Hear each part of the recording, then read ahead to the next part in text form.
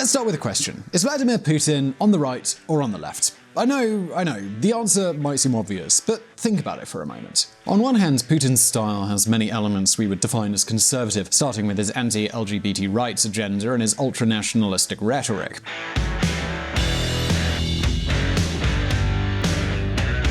But on the other hand, he has many qualities that would make a guy like Jeremy Corbyn happy. Russia is one of the few countries that continues to support Nicolas Maduro, the communist dictator of Venezuela, and his economic policy is far from friendly to the free market, even as some left-wing artists like Oliver Stone who would openly praise him. Anyway, regardless of where you place him on the political spectrum, Putin is one of the most revered leaders according to his own citizens. He has been ruling his country for 20 years, and he still receives approval ratings as high as 80%. Of course, all of this goes hand in hand with repression of anybody who could challenge him, but facts are facts, and the truth is that the average Russian respects their leader. Nevertheless, this does seem to be changing.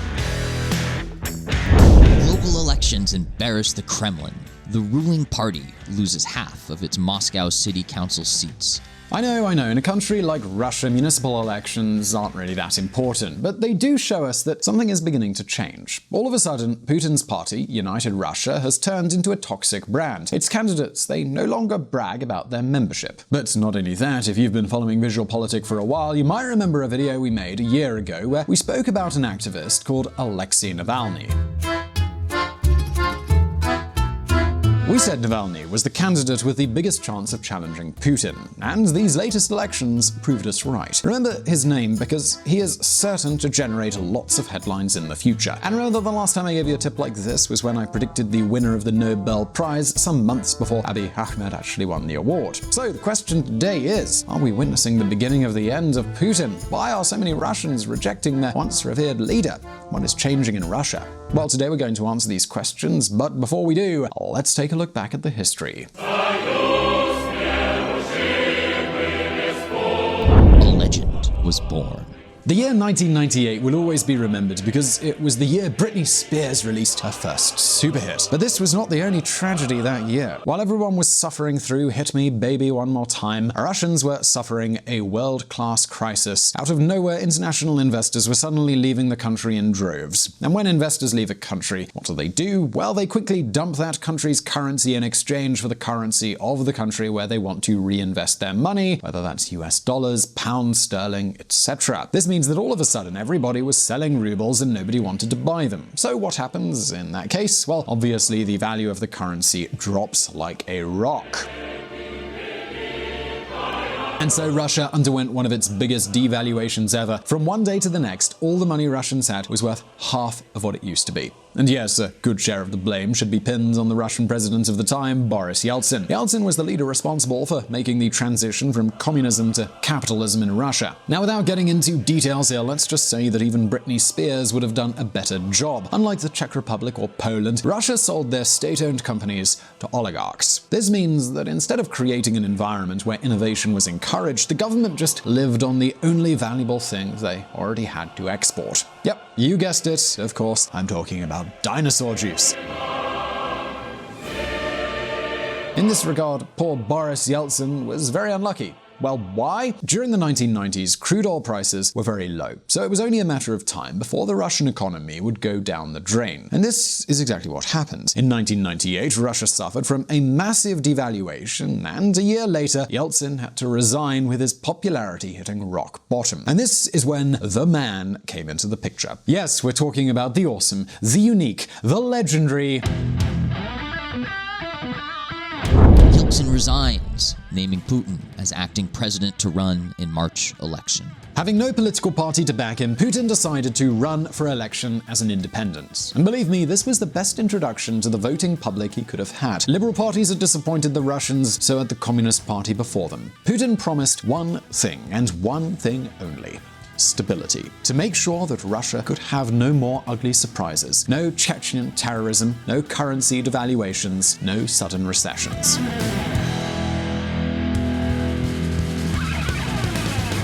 And believe me, back in 2000, this message was even more of a hit than Oops, I Did It Again. In fact, while Britney Spears was collecting platinum records, Putin won a landslide victory in his very first elections with 53% of the vote. The next candidate on the list, the communist one, secured just 30%. And that's how Putin the legend was born. After that, Putin created his own party, United Russia, that was a merger between two other large parties, neither of which had any specific ideology. So yes, unlike Yeltsin's failed liberalism and the harshness of Soviet communism, Putin promised prosperity and stability.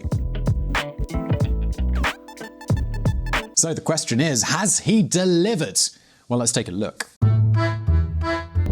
History repeats. As soon as Putin set foot in the Kremlin, oil prices skyrocketed. All of a sudden, the government was making money like there was no tomorrow. Thanks to this, Russia was able to lower their tax rates to fiscal haven levels. Today, Russians pay a flat income tax of just 13%, and the government was still making a lot of money from the oil companies. This income allowed Putin to build roads, skyscrapers, and hospitals. On the face of it, Moscow didn't seem to have any reason to envy New York, and the average Russian saw how their standard of living was also improving. The only problem? The problem was that instead of modernizing the economy, Russia remained essentially as it was. Putin traded one elite group of corrupt oligarchs for another elite group of corrupt oligarchs. Today, oil and gas still account for 70% of Russian exports. In fact, have you ever heard of a Russian company that sells something other than oil or gas? I'm sure you're struggling. So what happens when you rely so much on one commodity? Well, this is what happens. Economic and political headwinds are battering Russia, whose currency has been weakened by the free falling oil price and Western sanctions. Exactly. Once again, as soon as the oil prices dropped, the Russian economy fell apart. Add to this the invasion of Crimea and the subsequent economic sanctions, and you have the perfect storm. It was a case of déjà vu of the events of 1998. And what happens when the international investors fly away? Well, once again, in 2014, the currency was devalued because everybody was selling, but nobody was buying. So that same year, the value of the ruble halved in only 5 months. The average Russian saw how basic food items such as bread or a humble cabbage doubled in price. And I know what you're thinking now. In such a terrible economic crisis, Putin's popularity must have plummeted as low as Britney Spears's, right? Well, no, actually. Wrong. In fact, the opposite is true. Putin's popularity kept growing, and this happened for two reasons. On the one hand, the Kremlin increased their propaganda. On the other hand, Putin made sure nobody, absolutely nobody, could challenge him. 1,400 arrested at opposition election protest in Moscow. And let's admit it, this strategy has worked for years. Until very recently, Putin's opposition was very weak and very fractured. There was no clear ideology and no clear leadership.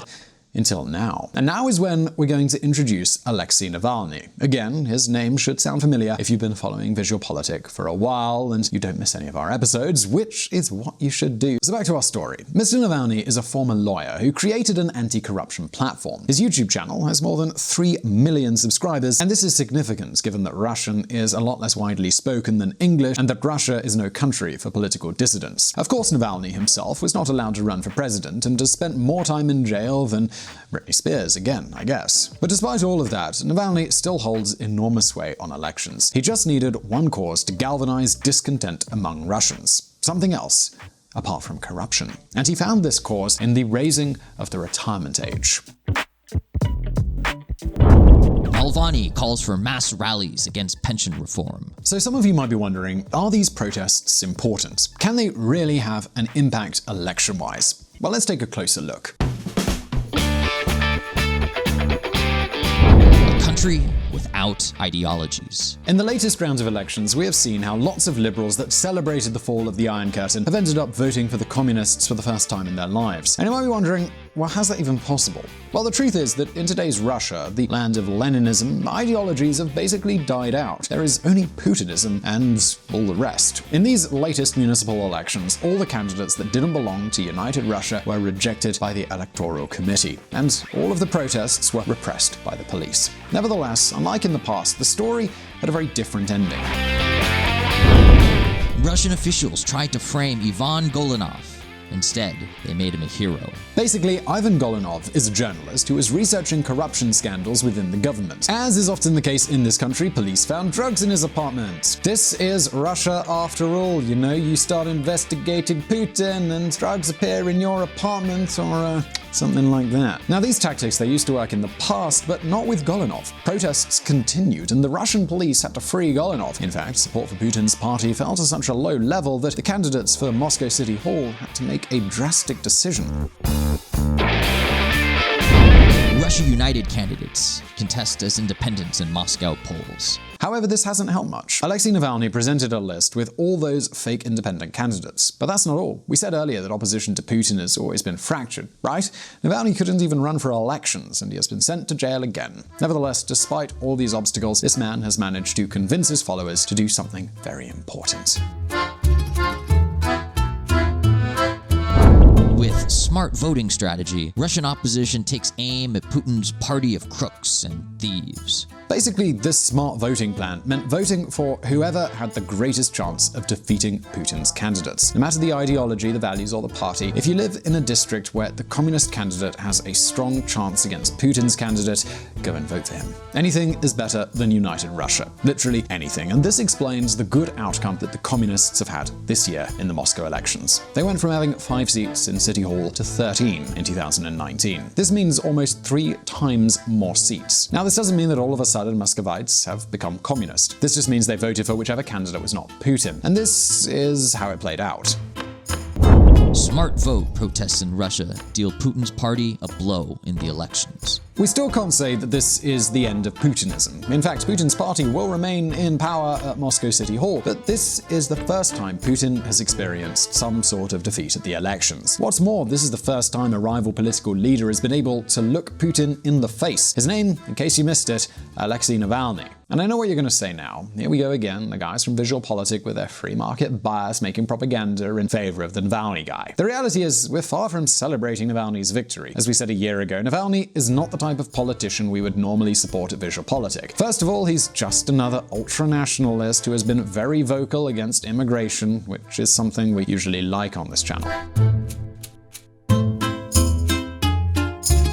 So far, he hasn't done or said anything that proves he is the free market champion that many people want to believe he is. But as you know by now, here on VisualPolitik, we analyze and we tell you what's happening, not what we wish would happen. And what is happening now is that a man, despite being in jail, has been able to convince millions of Russians to make a protest vote. So now the question is over to you. Are we witnessing the beginning of the end? Will we see Navalny challenge Putin anytime soon? And if he were to win, would we see just more of the same, or would he become a new Putin? Please leave your answer in the comments section below. And also don't forget to visit reconsidermedia.com, the podcast that provided the vocals in this episode that were not mine. Also, don't forget we publish brand new videos every week, so subscribe to VisualPolitik and hit that bell button so you don't miss any posts. And if you like this video, give us a thumbs up. And as always, I'll see you next time.